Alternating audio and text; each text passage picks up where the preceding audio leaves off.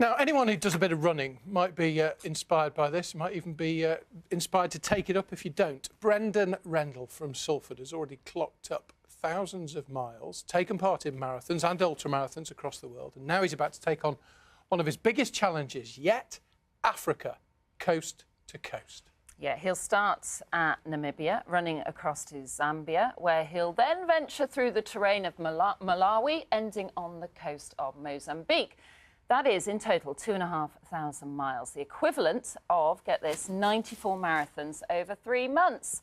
Well, I'm very pleased to say that he's taken his running shoes off for a couple of minutes anyway to talk to us. Brendan is here now. You're just having a little rest. I'm having a rest, yeah. I was supposed to run back from work, but I haven't tonight. I've been a bit lazy. You just run all the time? Quite a bit at the moment, yeah. So why this coast to coast? Why coast to coast? So in 2008, I went to Malawi, and it was my first sort of trip to see that sort of extreme poverty. And it wasn't until I returned to Manchester, and I just thought, you know, we have one life. Those kids over there, you know, running alongside me with no shoes or socks, and it really sort of inspired me that I wanted to go back and help. So I went back in 2009 and became involved with Friends of Melange Orphans.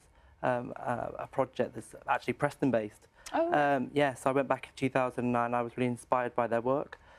So in 2016, I ran the full length of Malawi, 27 marathons, 27 days. Now, so have you always been a natural runner, Brendan? Is this something that you've done for years and years and years? I know the answer. No, it was actually sort of a bet in 2006. My life was kind of a cycle of self-destructive behaviour for 10 years.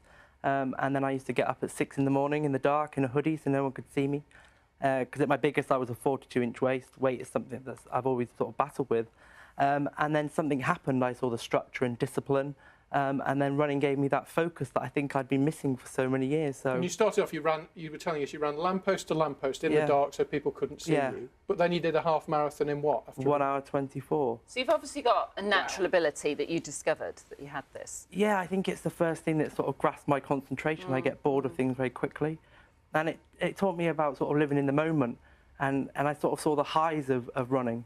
So, it is very inspirational what you're saying, because as you said, you were living, in your words, a self-destructive life. And now you've turned it around and you're going to be helping these orphans. So what actually you're hoping to, well, you've already helped in a lot already, but you're hoping to raise a lot more money to help them further. So this Africa run is to build a school boys hostel to give 88 of the more vulnerable children a home while they're at school. So this run is, we're trying to raise 75,000.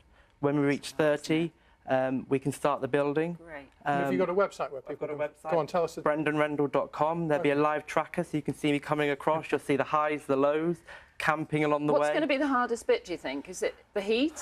There's going to be lots of factors. I've got a team of 5.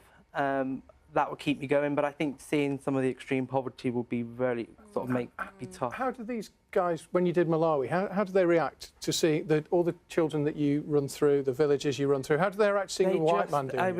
It was just blown away. They would join me. They'd be on their way to school. A lot of them would travel 5 kilometres to school. There's no buses, and there was this sort of happiness and this joy that we would never understand.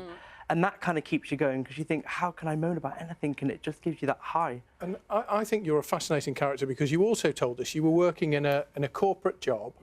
And you had this whole transition in your life. And what do you now do? I work for 10 years now with children with learning difficulties and autism. So, yeah. Well, you're fantastic, Brendan. Really inspirational. Lovely to hear your story, and good luck with the run. Let us know how you get on. I will do. We'll have you back when you've done it. Oh, thanks for having me. Thank you. Well done. Thank you, Brendan. Thank you.